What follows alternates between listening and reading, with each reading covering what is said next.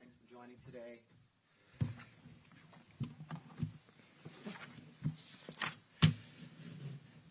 Rob Bonta, California Attorney General, and grateful for everyone who's participating today. The first 15 days of President Trump's second term have left many feeling scared, anxious, and uncertain about their rights and about their protections, understandably so. Sadly, I think that's part of the president's intent, overwhelming us with a barrage of damaging, chaotic, illegal executive orders that impede on the laws and values that make our country great. It's the strategy: flood the zone, create confusion and chaos, try to create shock and awe. And while the federal administration creates confusion, employs scare tactics, and spouts off divisive and dangerous rhetoric, I'm here to provide facts, to provide reason, and assurances of California's nation-leading protections. Today, that message is for our state's students, families, and educators. California's schools are and will remain a welcoming, inclusive, and safe place for all, regardless of your sexual orientation, gender identity, or immigration status. The federal government does not dictate what we teach and does not write our curricula. We do that here in California. The federal government sets the floor of what education law requires. In this case, that floor, unfortunately, is in the basement. But states set the ceiling and can demand better, can provide for more. In California, our ceiling is sky high, and it'll stay that way. California DOJ, especially the members of our Civil Rights Enforcement Section, or CRES, are here to make sure of it. While the president has displayed a repeated disregard for the U.S. Constitution, unfortunately, we do still need to begin with the fact that the right to education and equal protection under the law is protected by the U.S. Constitution. The California Constitution, in addition, provides a separate, strong protection, making it clear that transgender and gender nonconforming individuals are a protected class who cannot be discriminated against. That includes forced outing policies that target transgender and gender nonconforming students. Forced outing policies discriminate against vulnerable students, violate their right to privacy, and make them vulnerable to emotional, psychological, and physical harm. That is all a direct contradiction to a school's duty to protect and educate all students. We've already gone to court on this matter, and we have won in this matter. Thanks to our lawsuit and interventions, California Superior Court permanently blocked Chino Valley United School District from instituting a forced outing policy at their schools. This isn't just me saying it. This is the court saying it. Since that lawsuit, California enacted a law prohibiting forced outing policies in our schools and provides for additional protections to educators who face retaliatory actions from administrators and school boards for seeking to create an inclusive and safe school environment. My office has put out guidance for school officials on these forced disclosure policies that we're reissuing today. You can be sure that I will continue to vigorously defend and enforce these laws and protections because every student, no matter how they identify, has the right to get an education. In California, part of that education includes inclusive lessons. California is the most diverse state in the nation, proudly so. It's core to our identity and a major reason why we are the 5th largest economy in the world. Our diversity is both our story and our strength. It should be uplifted, it should be celebrated, and it should be taught. In California schools, it is, accurately, truthfully, respectfully, and without discrimination. California law requires that curricula, books, and instructional materials reflect the diversity of our state and the roles and contributions of our diverse population. All genders and races, persons with disabilities, and all ethnic, cultural, religious, and socioeconomic status groups. Our laws prevent schools from censoring inclusive and diverse perspectives. They also outline requirements for comprehensive and inclusive sexual education and ethnic studies courses. These laws protect against bias, against bigotry, and against discrimination in the classroom. They teach our children to see all perspectives, to value all people, and help foster a sense of belonging in the classroom. They're foundational to providing a well-rounded education that prepares our students for the real world and creates a respectful, equitable, and inclusive society where all can thrive as they are. My office has put out legal guidance on our requirements for inclusive curricula for schools, educators, and parents who want to learn more. Regardless of what our president says or does, California's education standards will remain high. I'll continue to protect our teachers as they do their jobs, a true public service that doesn't get enough recognition to begin with. Thank you to all of our teachers. And I'll continue to protect our children in their pursuit of an education. That extends to the work my office is doing to protect immigrant students and families. Again, I know there is some confusion when it comes to the president's immigration-related orders. I want to clear some of that up. This is especially important in our state where 11 million immigrants call California home, each deserving of every opportunity to pursue their California dream, including providing their children with a safe education.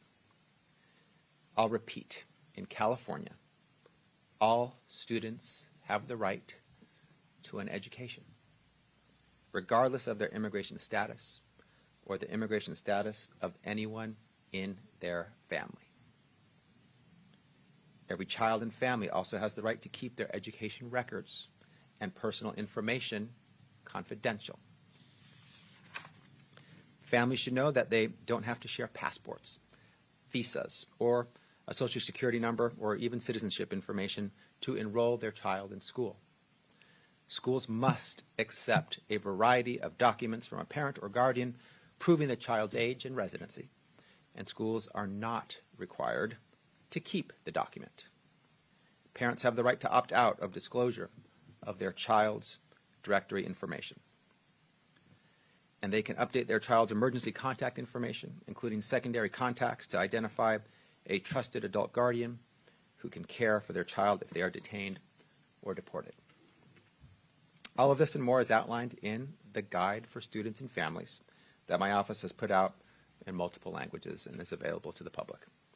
The Trump administration's decision to abandon longstanding federal policy that strictly limits immigration enforcement within sensitive places like schools is deeply disappointing and very concerning. We cannot stop the federal government from using their resources for federal immigration enforcement or stop them from accessing public areas of sensitive places like schools. For example, a school parking lot or a front lobby. But let me be clear. The president's order has no impact on California's law generally precluding state and local officials from assisting with federal government with immigration enforcement. The federal government cannot commandeer us, conscript us. State and local law enforcement or state public institutions to carry out their inhumane policies. They may do their job lawfully, but they cannot force the state or local law enforcement agencies to do their job for them. Federal immigration enforcement is not permitted to enter non-public areas without an order signed by a judge. This includes classrooms or libraries. We put out step-by-step guidance for schools and educators on what to do if immigration enforcement shows up on campus or requests personal information about a student or their family. First, if ICE shows up, the school should alert their local educational agency administrator and legal counsel immediately. They should ask to see the officer's credentials and any documentation that would authorize school access. And they should document everything that happens during the exchange. All of this is outlined in clear steps in our guidance. I urge schools to review it. We want to make sure our schools have all the information and all the resources they need so they don't get bullied or confused into violating any student's rights. I want to encourage schools to immediately contact legal counsel if they receive any request from ICE or find ICE agents on campus. I also want them to keep our office informed as we continue monitoring federal immigration efforts throughout the state. If you witness any concerning immigration-related activity, please email my team at immigration@doj.ca.gov, immigration@doj.ca.gov. It's been just over 2 weeks of the new federal administration, and already many of the challenges that we anticipated have come to pass. We anticipated them, we were ready for them. Challenges that my team have been preparing for weeks and for months. That's why we were able to sue the president hours after he attempted to violate the Constitution and end birthright citizenship. Although the fight isn't over, we secured a temporary restraining order to protect American citizens while litigation proceeds. A Republican president appointee judge in that case, who had served for 4 decades, said that this was the clearest case he'd seen in his 4-decade tenure as a judge. He said the president's executive order was a blatant violation of the Constitution. And he even said his mind was boggled that the United States Department of Justice attorneys could advance the arguments that they were making in his courtroom. That's what our president did on day one. We were also ready, because of our preparedness, to sue the president hours after a memo came out from the Office of Management and Budget, attempting to freeze nearly $3 trillion in federal funds. Funds that supported essential, critical services throughout our nation. Things like health care for children, food programs for the poor, housing for low-income Americans, support for access to higher education and early childhood education, things like federal disaster relief that California needs yesterday to support our people in Los Angeles suffering from the LA fires. The president unconstitutionally tried to end that funding with the swipe of a pen. Again, we were able to temporarily block that freeze, keeping that critical funding accessible in the meantime. And it shouldn't be too much to ask that the President of the United States of America comply with the law, follow the law, act constitutionally, as he swore an oath to do 2 weeks ago. As the last 15 days have made clear, where the President falls down in his obligations, in his commitments, in his duty to follow the law and abide by the Constitution, when he tramples our rights or our freedoms, I will take action. I will see the president in court and stop him from taking that unlawful action.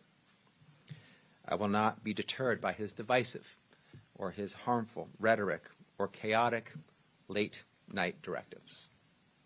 As Chief Law Enforcement Officer for California, I'm here to defend, to enforce, and uphold our laws and protect all Californians. No matter how you look, where you're from, what language you speak, how you pray, who you love, or how you identify. That includes ensuring that our schools are welcoming, inclusive, and safe for all students and educators. All Californians will always have an ally in me. Before I open it up for questions, I want to acknowledge and thank the members of my team at DOJ who are working tirelessly, late nights, weekends, around the clock to protect Californians and ensure we hold the federal administration accountable to the law. Alexis Piazza, Eddie Nugent, Laura Fair, Joel Marrero, Virginia Corrigan, Michael Newman, and Cheryl Feiner. My team doesn't do it for the recognition, but I want to recognize them and thank them for their incredible work. We're 2 weeks in. We've been busy. We've been holding the president accountable, and we're ready for anything and everything that might come in the future. So with that, I thank you for being here and happy to answer any questions you might have.